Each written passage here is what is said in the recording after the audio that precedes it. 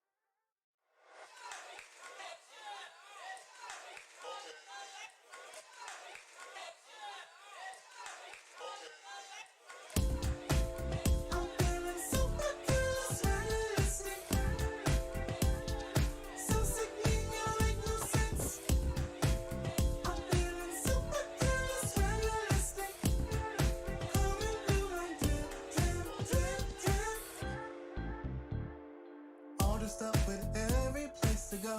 Face beat off the frame, those painted lashes lay.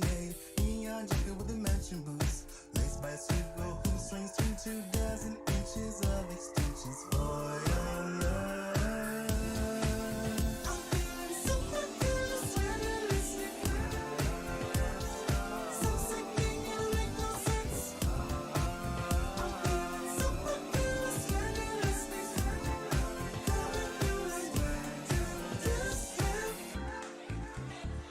Been crawling up the walls, it's time to ball. Dance was the solution to all this seclusion. Nails looking sharper than a handsaw sword. Bossy and flossy is the movie on. And I grant cause you can't duplicate, but hey, go on. I'm feeling super good, sweater listening. So sick, ain't gonna make no sense. I'm feeling super good, sweater listening. Coming through like drip, drip, drip, drip. I'm feeling super good, sweater listening. So sick, ain't gonna make no sense. I'm feeling super good, sweater listening. Coming through like drip, drip, drip, drip. Swag so sick, might as well call the doctor. Popping this bitch, nigga, yeah, I'm really proper. Floss for a nigga, why they wanna talk they got her. I'm drip, drip, drip, hotter than lava. You know I'm the vibe, I keep my dress outside twisted. Cause I'm kinda drippin', ooh, I just asked your bitch, but guess I'm big pimpin'. Don't step to me behind your thotty, cause I'm not tryna catch your body. I can't pop bottles where Afro Sensei driving the boat, got the girls in the city. Open the back cause they know they rent pay. The BGC like it ain't no game. No face, no friends, no time for lanes. Super Cali swagger, listen, sissy. How you feeling, man? I'm feeling super good, sweater listening. So sick, ain't gonna make no sense. I'm feeling super good, sweater listening.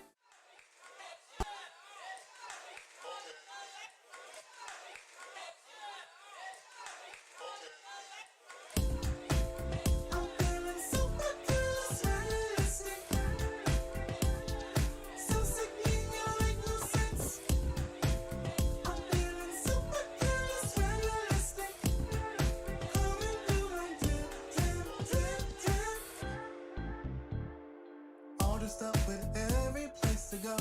Face beat off the frame, those painted lashes lay. Oh, this is so good. Neon jacket with the matching boots. Lace by sweet girl who swings. All right, all right, all right. It's another episode of the Afro Sensei Show. I am Afro Sensei, and tonight I have a special guest. He hosts a podcast called Go Black But Go. He also is a filmmaker and a PhD student in his PhD. Welcome to the show, Jalen Thompson. Thank Hey, you. Thank you. Thank you. I'm so happy to be here. I'm trying to serve you a frat boy today, and this is my interpretation. Um, yeah, just I'm very happy to be here. I'm glad to have you, and I'm serving a little Chun Li, so. Yes, I love it.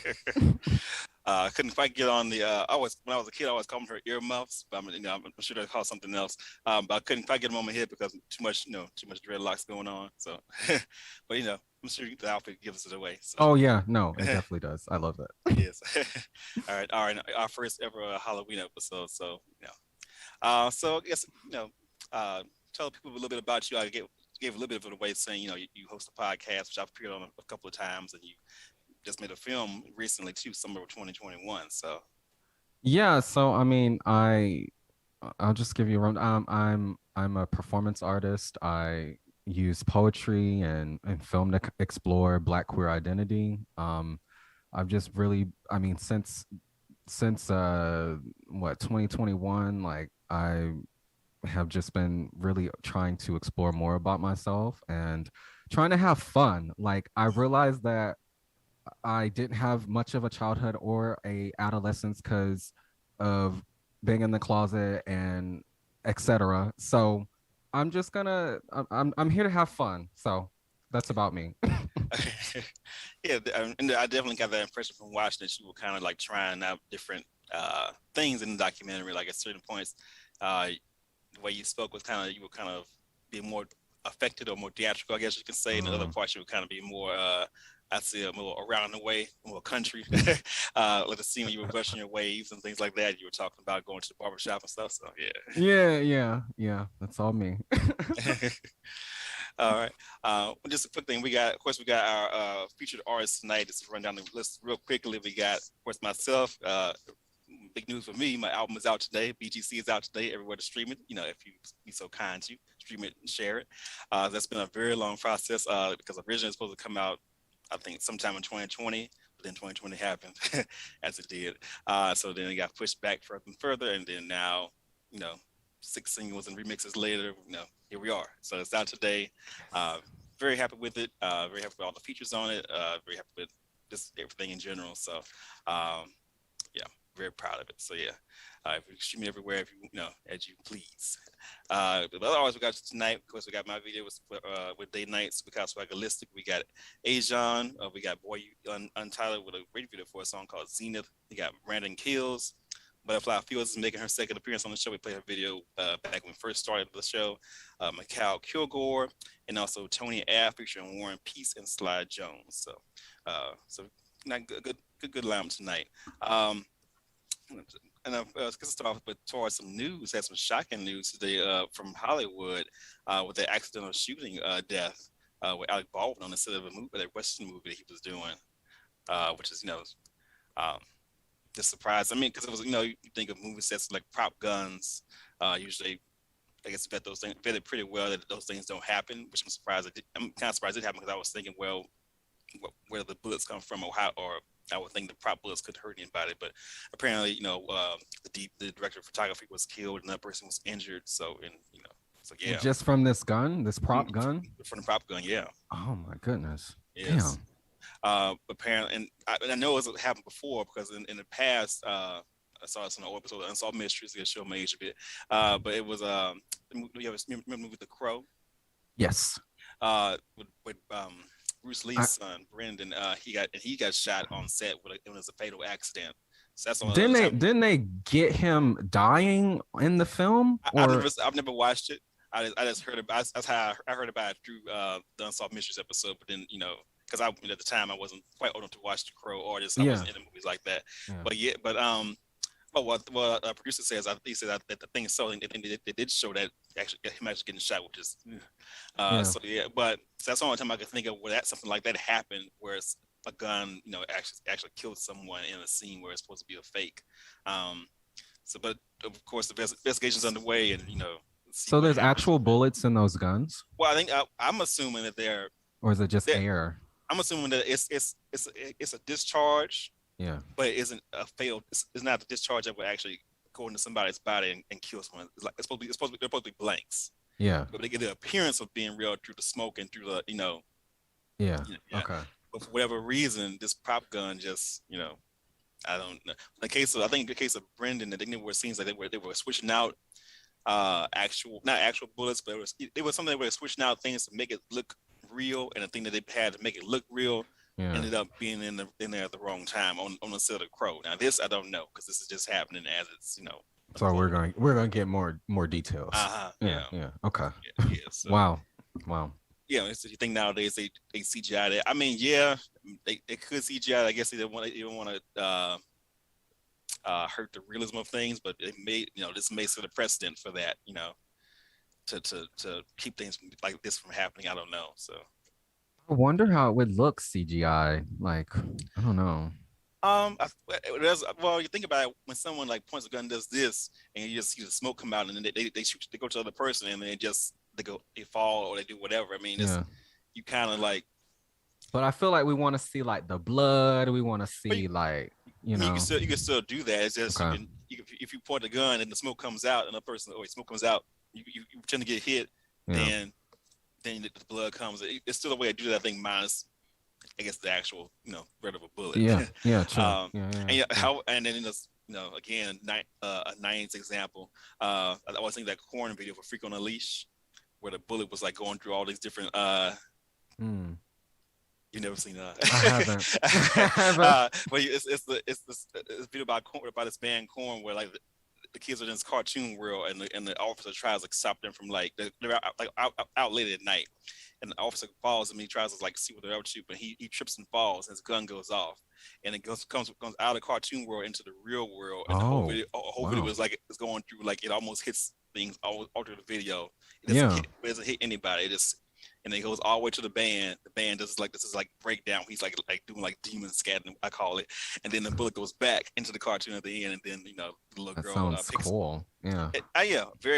99. Yeah, it was happening. Yeah. Oh wow. Yeah, that sounds cool. I need to check that out. Yeah. But hopefully that investigation, hopefully the investigation, they learn something from what happened, because it's pretty tragic though. So, yeah, for real. But we can get to first news item aside from that one. Full disclosure, I've never actually read the book. I know it's an iconic book in the Black gay canon, but I haven't gone around to it. But B-Boy Blues is being I haven't read made. this one either. Yeah, I read Invisible Life, but I never read B-Boy Blues. Who? I'm not aware of this author either. Well, James Earl Hardy wrote B-Boy Blues. Okay. Elena Harris wrote Invisible Life. So. Okay. Mm-hmm. Yeah. But apparently, Jussie Smollett has set the cast for his upcoming feature directorial debut, B-Boy Blues. They're currently filming in New York. Lettucey is also in it. Timothy Richardson, Thomas Mackie, Brandon Evans from P-Valley. I can't connect the name to the face. They all been tapped to star in the film. It's based on James Earl Hardy's 1994 novel about Black LGBTQ same gender loving community. Let's see who else. It said, it's written by Smollett and Hardy. Explores the life of middle class, politically conscious magazine editor Mitchell Crawford and a Harlem-born and bred roughneck, aka Banjo Boy, bike messenger Raheem. Lettucey will be Crawford's mother, Ann Walker, while Elvis is Mitchell's assistant Mitchie.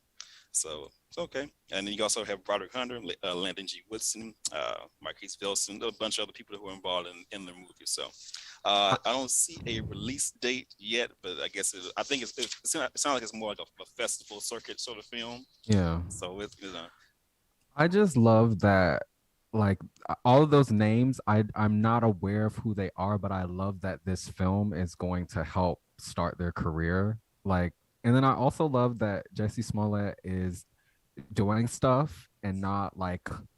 I forgot. Like it felt like it was so long ago, that whole situation. Was it like 2018 or 19? Yeah, well, the situation's still going on technically, because I mean, I think they decided not to dismiss the charges against him, I believe. So I think that's still going on. So I think they both have it at the same time. Yeah. Well, but I mean, this is a breakthrough, and also I will mention, I think Samson McCormick, a comedian, I think he's involved in the project as well. So. Oh, cool. Yeah. It sounds like a lot of great people. Yeah, I do hope this will lead to more books from by Black gay authors or LGBTQ authors being made. Like I mentioned, Invisible Life. I think it'd be a great book to be made. Have you ever read Invisible Life?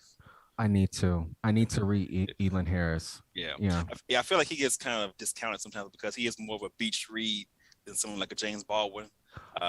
But it's like I wanna like that's the kind of stuff that I want to read. Oh yeah, Yeah. they're good.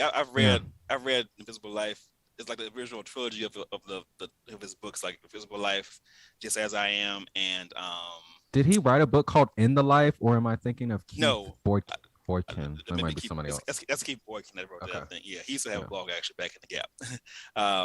You said what? He used to have a blog back in the day. Oh, okay. Mm-hmm. Yeah. But yeah, I think he wrote In the Life. Yeah, but Elin Harris wrote Invisible Life, Just as I Am, and Abide with Me, like his original trilogy. And he wrote a bunch of other ones too. So, but he'd be a great person. He'd be a great book to base a movie on. So. And I think he would be a good person to do because not a lot of people like have read his stuff, and I think it would just give interest, like regenerated interest into his. It would introduce like a new generation to him. Exactly. Yeah, definitely. Yeah. We could that was our first. We're gonna get to the next one after this first video. Unless you had something you want to add to it. No. Okay. Well, first let's get into this diva wall. Before we get to the first video because you got a display of Black female excellence back there. Yes.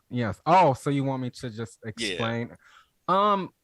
So I mean, this room is like my studio. It's a multi-purpose room. And so, but I really want Black women that are just inspiring to me.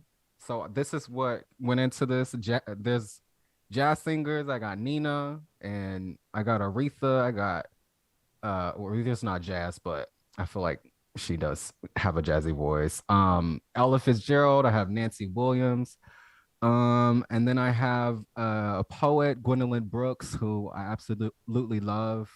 I have a lot of Billie Holiday. I love Billie Holiday. She's one of my favorite singers. Yeah. Our producer asked, do you have Dinah Washington back there? Okay. No, I need to put Dinah Washington on here. Yes, I need to put her on here. Okay. Yeah, I mean, I don't know too much about her. I know she just got portrayed by Mary J. Blige in the Aretha movie, so. I have not seen the Aretha movie. Oh yeah, okay. I liked it. Was it good? I enjoyed it. They held back on certain facts compared to the National Geographic biography, but I think in general they did right by her. Did Jennifer Hudson sell the role? I think so. Okay, good. I think she did. I think that tricky thing because I've talked about biopics extensively on the show before. And I think the thing with when you get your careers as long as Aretha's and that big of a career, it's hard to sum all that up in 2 hours. So I think exactly. They covered a certain part of a career, not the whole career. So. Remember when? I don't know how long ago this was, but remember when Aretha wanted Halle Berry to portray her? Mm-hmm. I mean, now young Aretha, I will say, young Aretha a beautiful woman. So it wasn't. I think because by that point, people my age and people your age, I think we think of her very different than the way maybe my mother would think of Aretha or the aunties would think of Aretha. So it's not that big of a leap necessarily, but I think about the voice. Yeah. Oh yeah. But I mean, personally I don't mind if someone is a great actor. I would prefer a great actress that will lip sync rather than a great singer who can't act. Okay. Yeah. I get that. I get that. But for me, I think Jennifer brought both to it.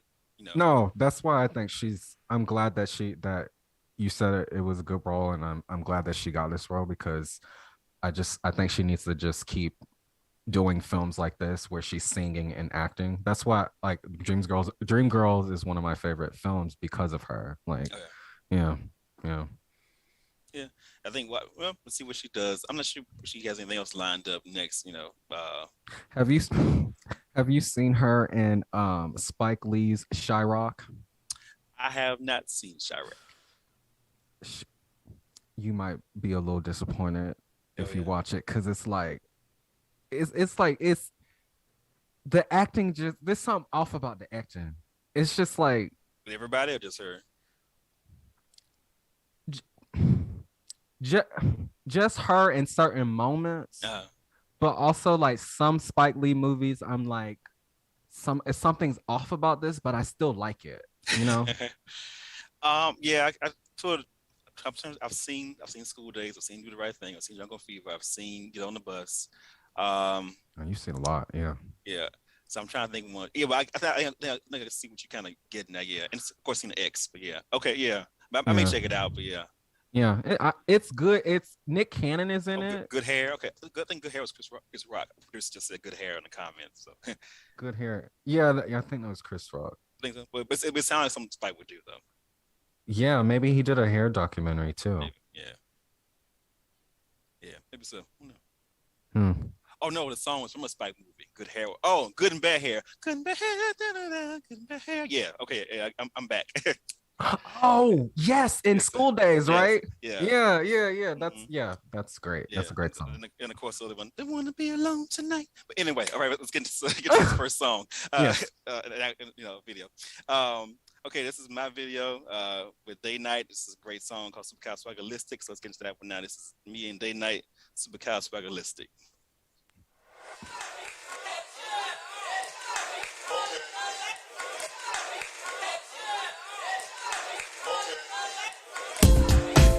I'm feeling super cool, stylistic.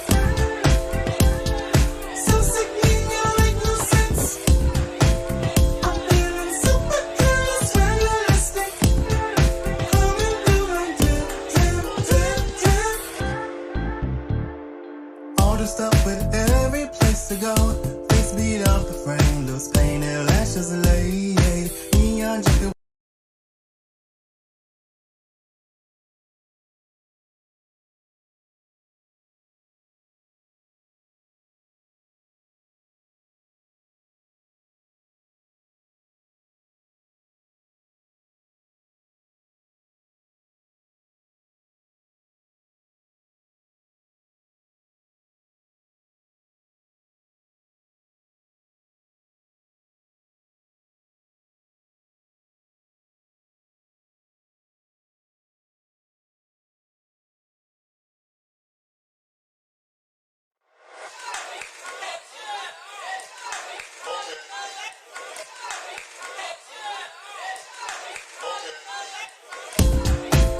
I'm feeling super cool, stylistic.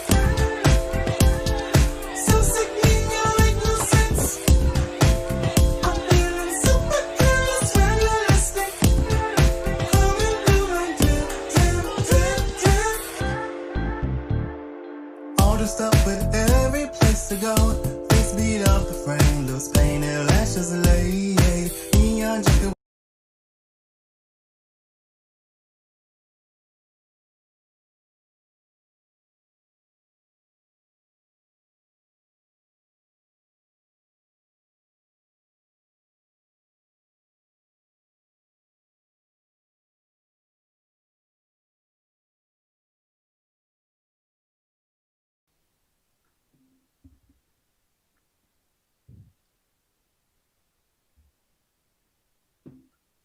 All right, we're back.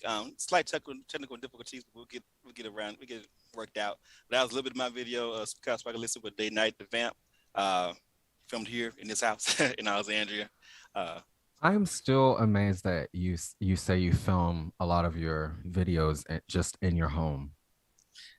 Some of them, yeah. Now, Yeah. it's live is that one was filmed just because I just put like wallpaper. This wallpaper, you just take it up and move it, put it down. So Yeah. that got a little shag rug, some gold curtains, Yeah. and then some of the furniture was already here, so that helped with the ambiance. And Yeah. some, and a little beaded doorway, for the 70s vibe. So Yeah. It's cool.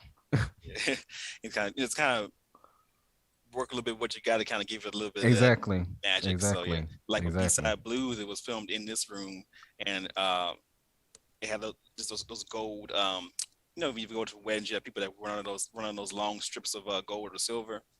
Yeah. Just Yeah. basically use those and put those up against the walls for the gold Mm, to give it that like reflective sheen. yeah. Yeah. I see that. Yeah, Yeah. finding like little ways to kind of make it look like it's expensive. Yes. Yes. Exactly. uh yeah. I guess get back at your movie a bit. Summer 2021. Bits of it is like a mix of like kind of your personal diaries, but also the segment where like it was like a lot of news programs playing all at once. Yeah. So I guess take me through your process of how you sort of put that together, and what you were trying to convey with it. I will say, like, editing that segment with all of the news footage, it was very taxing for me to do that. Just hearing all of the sounds and actually having to go back and watch what clips I wanted to get. And what I was just trying to get is just like, I've been like, just TV is just so like, there's so many messages. And so with the what did I use? Like CNN and Fox News, just trying to show like all the messages, and whether you agree with one side or not, it's still like just a mix. Just, it's still all like, it's relentless. Yeah. Well, yeah, I would say to me, just a little bit of journalism history. I think it has to do with the 24-hour news cycle. I think because I started late 70s, early 80s with like people like Ted Turner buying CNN, and then later on Fox News, and then MSNBC. Is like, because before that, you think about like news wasn't necessarily a money maker. The game shows and TV shows were like a money maker, and then the news wasn't really relied on for that. So, and then once you get to having to fill 24 hours, now you have to fill 24 hours, and now you have to be on all the time, and so you have to, give a show. It's really like it's like some of it is informational, but it's a production. Like it's a package. Yeah. And then so I thought that was interesting. Then you had one second where people like saying how hot it was outside. Yes.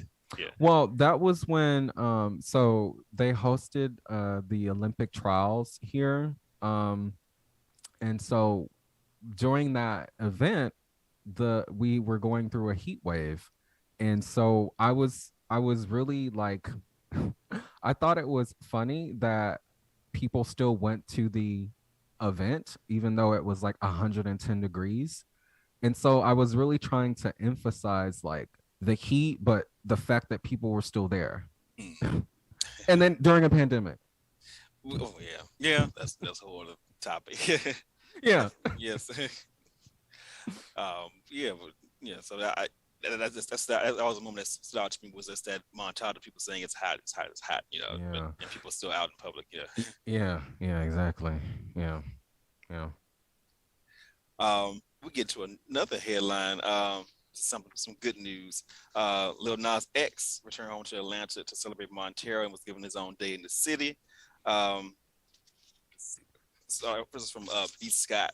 Atlanta City Council said, whereas the City Council pleases to recognize Lil Nas X for success in the world of music and entertainment. This is his accomplishments, #1 hits, all that good stuff. Then they honored his considerable impact on behalf of LGBTQ acceptance in the music industry. Then they also it was presented by Antonio Brown. I think he's the first openly gay mayor candidate in Atlanta, I believe. So so double black queer excellence. And he said that Lil Nas X inspired him. He's running to be the mayor of Atlanta. He may be the first openly gay mayor in the history of the city. And then also I think they interviewed people from who else? Well, actually, special guests were Chloe Bailey, Candy Burris. M.L. Wicklebean, I always say his name, but actually I remember him from back in the day. He used to be the editor-in-chief of Vibe magazine. They run a blog. They run this site called Native Son, which is on Instagram too, and then they are. Okay, yeah. Well. So, I'm aware of. Yeah. Now, so Mr. Lawrence was there. If you open your Real Housewives tea from back in the gap. Oh, Lawrence, yeah. Also, he'll start and he'll return to the State Farm Arena on Thursday night for a show to Lil Nas X. So good for him. Because it's he's definitely breaking down some barriers. Because I think I said to somebody else recently. I think we haven't really seen someone like a Lil Nas X ascend to that level, especially so quickly too. Why do you think that is? I think partly because of the current landscape of like, going viral and not having a traditional gatekeeper. Because if this was the '90s, I don't think he would have happened that way, because you had someone like a Billy Porter in the '90s and Billy played that game like everybody else did. Yeah. Whereas now the gatekeepers don't exist in the same way. So, you have a song and it's really popular. They see green. They don't care about rainbow so much. Well, So, okay. Yeah. I was gonna say, like, I wonder, like, I hope that Lil Nas, like, his current like artistry, I hope it doesn't get like, because of money, I hope he doesn't like lose like that special edge that he has, because I'm because of just how I'm aware of how the music industry, like, tries to mold artists. I wonder how they would do it, or how they would try to do it with Lil Nas X, and if he would resist it. I think he would, but well, how they used to try to do, I think they would, try to butch him up, which I think that's another thing I would say. I think part of the reason for the success is because whatever wigs or whatever outfits he wears, he doesn't have to think he's butch. Exactly. That's another thing. And I was like, I wonder if this kind of notoriety would happen to like a Saucy Santana. True, or a Childish Call, which Childish got his own. I don't care. But I guess what you're saying about Saucy Santana, like however Saucy Santana dresses, he's still feminine. He can't hide that, which he shouldn't. But with Lil Nas X, he does have a masculine quality to him that is more prized, even among us black gay folks, which is a whole other can of worms. So I think that's part of the reason why, and also youth, timing. Because I guess there was other than I would say, if someone does say spells 007. Welcome to the chat, first of all. Please say it's a different time, because other than MNK, who's more UK based artist, who's around the same age as Lil Nas X, there really isn't anyone else that he's really competing with in terms of that, because someone like a Frida to me is cool auntie. Frank Ocean is more artsy. I do what I want. Y'all catch me in 5 years. Same thing with Blood Orange. So there's another pop star to compete with him in that way. I think with him it's Tony A. He's one of our artists tonight. So I was he's in the chat. Yes. You go ahead. Sorry. I was gonna what was I gonna say?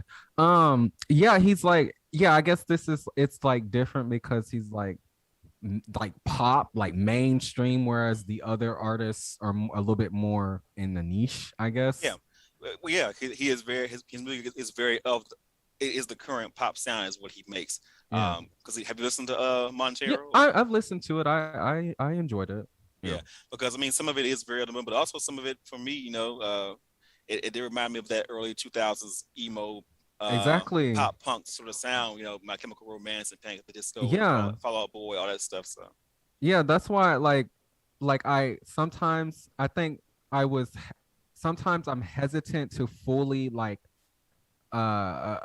really appreciate him, because I just am afraid that the money's gonna get to him and he's just going to turn into something else.